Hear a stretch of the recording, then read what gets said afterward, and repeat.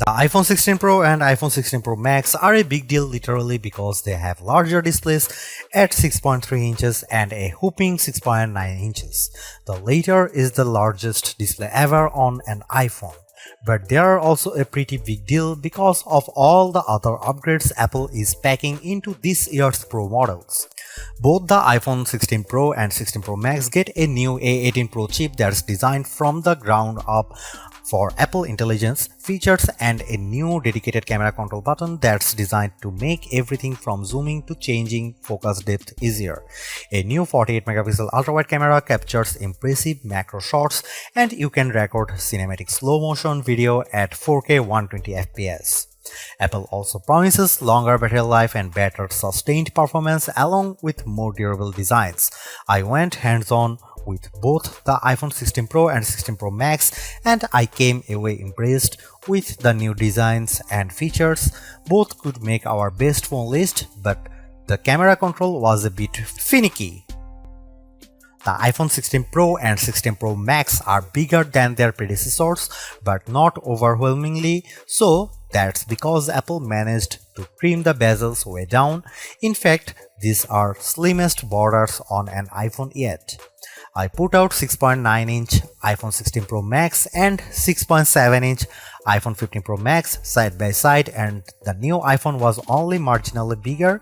However, some people may prefer the 6.3-inch iPhone 16 Pro because it achieves that nice middle ground of device size versus display size.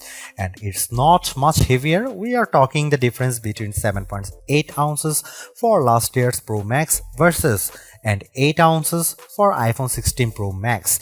Meanwhile, at a shade over 7 ounces, the iPhone 16 Pro is just 0.4 ounces heavier than its predecessor. Apple also promises a more durable design thanks to a new ceramic shield display that the company claims is 2x tougher than glass on any other phone. Just as important, there is a new internal architecture that improves heat dissipation and allows for 20% better sustained performance. This is key because many users have complained about overheating on the iPhone 15 Pro series.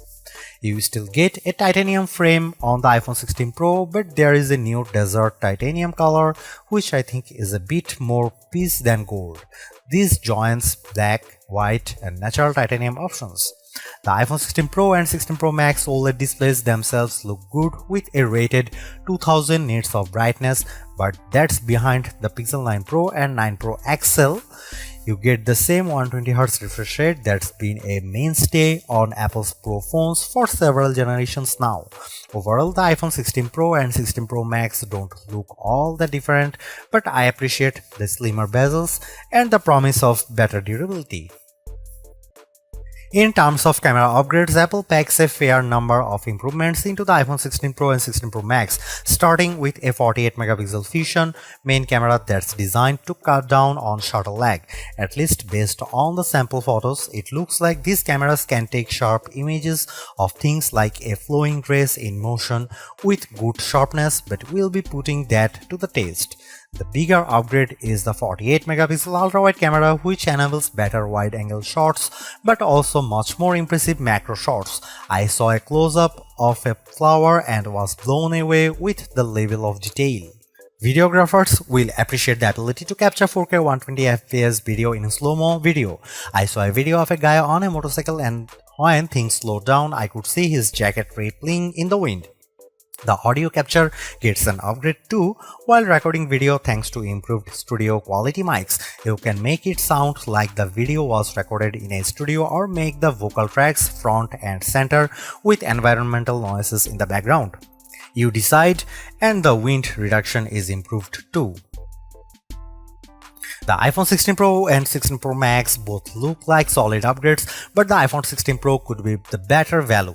You get the same 5x telephoto zoom as the larger Pro Max in a smaller design, and the screen is big enough where you might not have max envy. I personally prefer a larger screen and the longest battery life, so I would probably go for the iPhone 16 Pro Max, but if you are on a tighter budget, go regular Pro. Stay tuned for our full rated review.